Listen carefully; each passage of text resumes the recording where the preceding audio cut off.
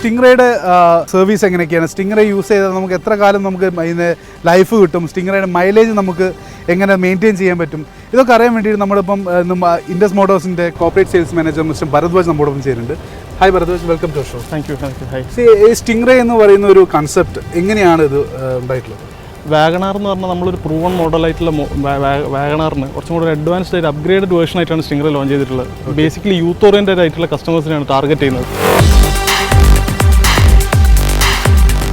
യൂത്തിൻ്റെ fashions അറിയാലോ, നമുക്ക് daily updated ആയി മാറിക്കൊണ്ട് നിൽക്കുകയാണ്. അപ്പോൾ അവരെ കാറ്റർ ചെയ്യാനും അവരെ നീഡ്സ് സാറ്റിസ്ഫൈ ചെയ്യാനും കൂടിയിട്ടാണ് സ്റ്റിംഗ്രേ മാരുതി ലോഞ്ച് ചെയ്തിട്ടുള്ളത്.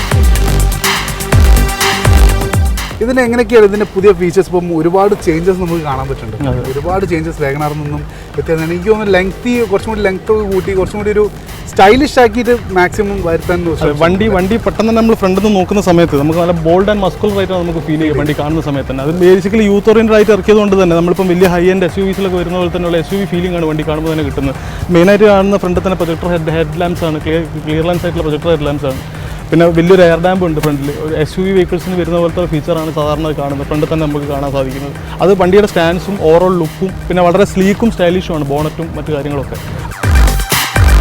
ഇപ്പോൾ വണ്ടി കാണുമ്പോൾ തന്നെ നമുക്ക് ഫസ്റ്റ് ഒറ്റ നോട്ടത്തിൽ തന്നെ നമുക്ക് ഫസ്റ്റ് ഇംപ്രഷൻ എന്ന് പറയുന്ന പോലെ നമുക്ക് ഫസ്റ്റ് കാണുമ്പോൾ തന്നെ നല്ലൊരു ഫീൽ ഉണ്ടാകുന്നുണ്ട്. ഒരു വളരെ സ്പോർട്ടി, വളരെ കോൺഫിഡൻ്റ് ആയിട്ടുള്ളൊരു ഫീൽ ഉണ്ടാകുന്നുണ്ട്. ഇന്നത്തെ യൂത്തിനെ നമുക്ക് നോക്കിയാൽ അവർ വളരെ കോൺഫിഡൻ്റ് ആണ്, വളരെ സ്പോർട്ടിയാണ്. അപ്പോൾ അതേ രീതി തന്നെയാണ് മാരുതി ഇത് കാറ്റർ ചെയ്യാൻ വേണ്ടിയിട്ടാണ് അതേ രീതി തന്നെ സ്റ്റൈലൈസ് ചെയ്തിട്ടുള്ളത്. ഞാൻ മുൻപേ പറഞ്ഞത് ശരിക്കും യൂത്തിന് വേണ്ടിയിട്ടാണ് ഈ ഒരു വാഹനം ഇറക്കിയിട്ടുള്ളത്. സ്റ്റിംഗ്രേ എന്ന് പറയുന്ന ഒരു മോഡൽ തന്നെ യൂത്തിനെ അട്രാക്ട് ചെയ്യാൻ വേണ്ടിയിട്ടാണ് വാഗണാർ സ്റ്റിംഗ്രേ എന്ന് പറയുന്ന ഒരു മോഡൽ ശരിക്കും വാഗണാറിൽ നിന്ന് കുറച്ചും കൂടി അപ്ഗ്രേഡഡ് ആയിട്ടുള്ളൊരു മോഡൽ നമുക്ക് ശരിക്കും മാരുതി തന്നിട്ടുള്ളത് അല്ലെങ്കിൽ സുസുക്കി തന്നിട്ടുള്ളത്. ഇതെങ്ങനെ നമുക്ക് എങ്ങനെ മൈലേജ് ഇപ്പം പൊതുവേ ഇതിപ്പം പറയുന്നുണ്ട്, ഇപ്പം ഈ ഒരു സെഗ്മെൻറ്റ് വൈസിൽ നോക്കുമ്പം ഏറ്റവും കൂടുതൽ മൈലേജ് ഇപ്പോൾ 20.51 എന്ന് പറയുന്നത് ചെറിയൊരു മൈലേജ് അല്ല ഇപ്പോഴത്തെ റോഡ് കണ്ടീഷൻസ് അല്ലെങ്കിൽ ഇപ്പോഴത്തെ ട്രാഫിക് കണ്ടീഷൻസിൽ ചെറിയൊരു മൈലേജ് അല്ല. ശരിക്കും ഇത് എങ്ങനെ കിട്ടും? ഇപ്പം പലർക്കും ഉള്ളൊരു ഇതാണ്, പലരും ഒരു നിങ്ങളുടെ തന്നെ കംപ്ലൈൻറ്റ് വന്ന് പറയുന്നത് ഇത്രയധികം മൈലേജ് പറഞ്ഞിട്ടുണ്ട് പക്ഷേ മൈലേജ് കിട്ടുന്നില്ല എന്നൊക്കെ പറയുന്നുണ്ട്.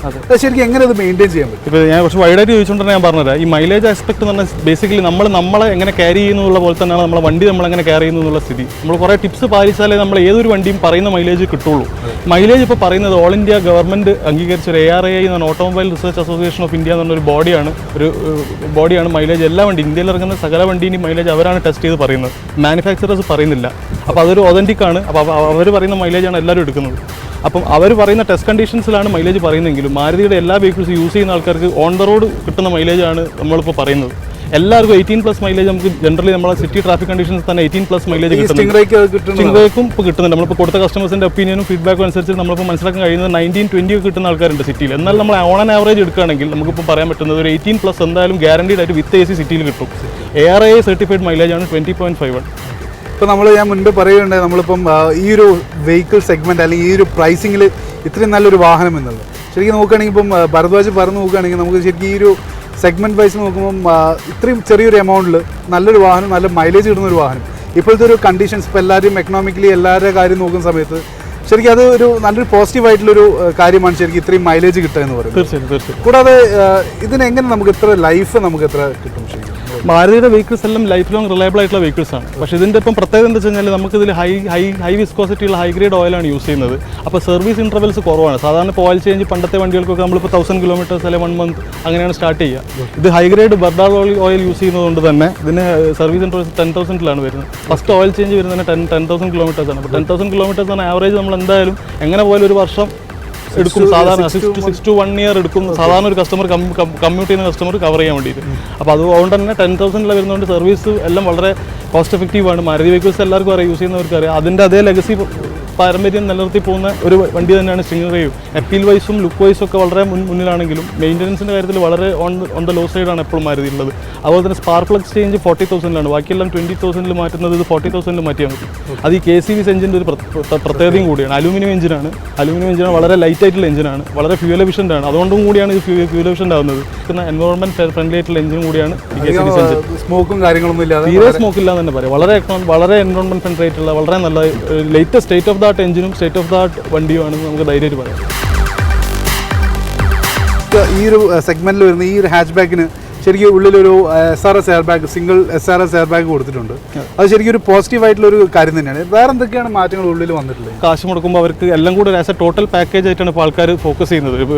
എന്തൊരു സാധനം ഇൻവെസ്റ്റ് ചെയ്യുമ്പോൾ ചെറിയ ഇൻവെസ്റ്റ്മെന്റ് ആണ് വലിയ ഇൻവെസ്റ്റ്മെന്റ് ആണ്, അവർ ആ ഒരു കൺസെപ്റ്റിലാണ് വണ്ടി വാങ്ങുന്നത്.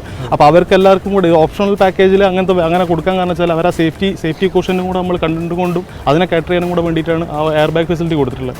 അത് കൂടാണ്ട് ഒരുപാട് യൂട്ടിലിറ്റി സ്പേസസ് ഇതിനകത്തുണ്ട്. ഇൻസ്ട്രുമെന്റ് പാനൽ ബോക്സ് ഉണ്ട്, അതുപോലെ അണ്ടർ സീറ്റ് ബാസ്ക്കറ്റ് ട്രേ ഉണ്ട്, കോ ഡ്രൈവർ സീറ്റിൻ്റെ താഴത്തൊരു അണ്ടർ സീറ്റ് ബാസ്ക്കറ്റ് ട്രേ ഉണ്ട്, ഒരുപാട് സ്റ്റോറേജ് സ്പേസസ് ഉണ്ട്. പിന്നെ സ്റ്റൈലിഷ് ആയിട്ടുള്ള പിയാനോ ഫിനിഷ് ആണ് വരുന്നത്. മൊത്തത്തിൽ വണ്ടി ഉള്ളിൽ കയറി കഴിഞ്ഞാൽ നമുക്ക് നല്ലൊരു ഫ്ലഷ് ആയിട്ടുള്ള ഒരു പോഷ് ലുക്ക് ഫീലിംഗ് ആണ് വരുന്നത്. ഇതൊക്കെ തന്നെയായിരുന്നു ഒരു ഡ്രോബാക്ക്. കുറച്ചും കൂടെ ഹൈലൈറ്റ് ചെയ്യാൻ പറ്റുന്നുണ്ട്. 10 വർഷം നന്നായിട്ടുണ്ട്. നമ്മൾ കാണുമ്പോൾ തന്നെ നല്ലൊരു പ്ലസന്റ് ഫീലിംഗ് ആണ് ഉള്ളിൽ. എപ്പോഴും ഒരു കാറിൻ്റെ അകത്തൊരു ഫാമിലി ട്രാവൽ ചെയ്യുമ്പോൾ അവർക്ക് വീട്ടിൽ കിട്ടുന്ന അതേ ഒരു വാമത്ത് കാറിലും കൂടെ കിട്ടുന്ന അവർ എക്സ്പെക്ട് ചെയ്യും ജനറലി. അപ്പോൾ ആ ഒരു സംഗതി കാറ്റർ ചെയ്ത് ഇന്നത്തെ പക്ക നമ്മൾ ഒറ്റ വൺ വേർഡ് പറയും, ഇന്നത്തെ യൂത്തിൻ്റെ എല്ലാവിധ ട്രെൻഡി നീഡ്സിനെയും കാറ്റർ ചെയ്യാനും കൂടെ വേണ്ടിയിട്ടുള്ള ഒരു കൺസെപ്റ്റ് വെച്ചുകൊണ്ടാണെന്നുള്ള ഒറ്റ നോട്ടത്തിൽ തന്നെ നമുക്ക് ഇന്റീരിയറിൽ കയറിയാൽ മനസ്സിലാവും. നിങ്ങളുടെ ഈ ഒരു വേർഡ് യൂത്തിന് വേണ്ടിയുള്ള ട്രെൻഡി നീഡ്സ് ശരിക്കും അതുപോലെ തന്നെയാണ് എനിക്കും ഫീൽ ചെയ്തത്. ഇപ്പോൾ ഞാൻ ഡ്രൈവ് ചെയ്തപ്പോഴും അതിൻ്റെ ഉൾവശം നമ്മൾ കണ്ട സമയത്ത് എനിക്ക് ഫീൽ ചെയ്തിട്ടുള്ള കാര്യം ട്രെൻഡി നീഡ്സ്, യൂത്തിന് വേണ്ടിയിട്ടുള്ള ട്രെൻഡി നീഡ്സ് ഏറ്റവും കൂടുതൽ മുൻനിർത്തിക്കൊണ്ട് തന്നെയാണ് ഈ സ്റ്റിംഗ്രേൻ്റെ ഇൻറ്റീരിയർ ആയാലും എക്സ്റ്റീരിയർ ആയിട്ടും വന്നിട്ടുള്ളത്. വേറെ എന്തൊക്കെയാണ് നമുക്കിപ്പോൾ സ്റ്റിംഗ്രേനെ കുറിച്ച് പറയാനുള്ളത്? സ്റ്റിംഗ്രേ പറയാനിപ്പോൾ നമ്മൾ ഇന്ത്യൻ റോഡ് കണ്ടീഷൻസിന് അഡാപ്റ്റബിൾ ആയിട്ടുള്ള ഗ്രൗണ്ട് ക്ലിയറൻസും അതുപോലെ തന്നെ ഷോക്ക് അബ്സോർവേഴ്സ് ആയാലും എല്ലാ സംഗതിയായാലും ഇന്ത്യൻ റോഡ് കണ്ടീഷൻസിനെ മുൻനിർത്തിക്കൊണ്ട് നമ്മളെ റോഡിലെ അവസ്ഥ സസ്റ്റെയിൻ ചെയ്യാൻ പറ്റുന്ന രീതിയിലുള്ളതാണ് മാരുതി ഡിസൈൻ ചെയ്തിട്ടുള്ളത്. ഇപ്പോൾ ഗ്രൗണ്ട് ക്ലിയറൻസ് ഇപ്പോൾ നമ്മൾ നോക്കുകയാണെങ്കിൽ സൈഡിൽ സ്കേർട്ടിങ്സ് കാണാം. സ്കേർട്ടിങ്സ് ഉണ്ടെങ്കിൽ തന്നെ നമ്മൾ ഗ്രൗണ്ട് ക്ലിയറൻസിന് ഒരു രീതിയിൽ എഫക്ട് ചെയ്യാത്ത രീതിയിലാണ് അത് പോയിരിക്കുന്നത്. 165 mm എന്ന് പറഞ്ഞാൽ സ്റ്റാൻഡേർഡ് ഗ്രൗണ്ട് ക്ലിയറൻസ് ആണ്. നമ്മൾ ഇന്ത്യൻ റോഡിൽ സ്റ്റാൻഡേർഡ് ആയിട്ടുള്ള സ്മോൾ ഹാച്ച് ബാക്കിന് വരുന്ന ഒരു ഗ്രൗണ്ട് ക്ലിയറൻസ് ആണ്. നമുക്ക് അത് വളരെ നല്ല രീതിയിൽ തന്നെ മാരുതി ഡിസൈൻ ചെയ്ത് പ്ലാൻ ചെയ്തിട്ടുണ്ട്. എല്ലാം കൊണ്ട് നമ്മളിപ്പോൾ ഈ സ്റ്റിംഗ്രേ എന്ന് പറഞ്ഞ വേർഷൻ ഏത് ആംഗിളിൽ നിന്ന് നമ്മൾ നോക്കുകയാണെങ്കിലും വളരെ സ്പോർട്ടി ആയിട്ടും ബോൾഡായിട്ടും നമ്മളിപ്പോൾ ഐ ടേണർ എന്നൊക്കെ പറയില്ല, നമ്മൾ ഹെഡ് ടേണർ ഐ ടേണർ എന്നൊക്കെ പറയുന്ന ആ ഒരു ഫീലിംഗ് ആണ് നമുക്ക് ശരിക്കും കിട്ടുന്നത്.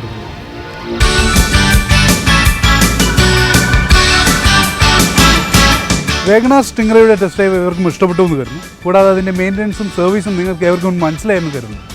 അടുത്ത ആഴ്ച മറ്റൊരു പുതിയ വാഹനമായി വീണ്ടും കാണാം. Until then, drive safe, take care, bye-bye.